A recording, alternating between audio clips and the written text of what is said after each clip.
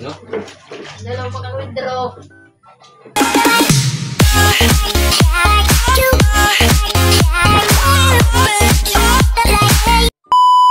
Hello vlog! Welcome to my guys! For today's video, mga ka-Inday. Maaga na naman si Inday nagising kasi alam niyo naman, may trabaho po ang asawa ni Inday. Kaya, for the go! Inday, kailan ka kaya magre-reco, Day? Para naman, hindi ka na masyado maaga na nagigising, Day.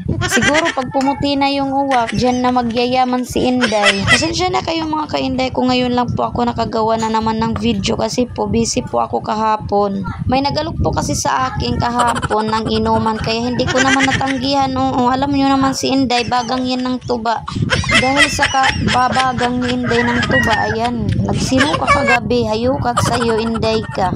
Tapos ngayon, medyo masakit yung ulo niyan, naglapuwa yan ng talbos kanina para lang mahawhawan si Inday. Bumalik na nga tayo dito sa ginagawa ni Inday. Nakapagluto na pala si Inday dyan ng kanin at saka nakapagprito na din siya ng ulam nila. Alam nyo naman si Inday, mabilis yan magluto kasi mga basic lang naman yung lutuin ni Inday. Tuyo, dilis, ganyan lang naman pag umaga yung linuluto ni Inday. Kaya mabilis yan na nakakapagluto. Lalo na ngayon kasi nakabili si Inday ng gas. Ayan, umaasinso na ang person. Kaya hindi na yan tinatamad si Inday pagluluto kasi nakakalan na yan ngayon.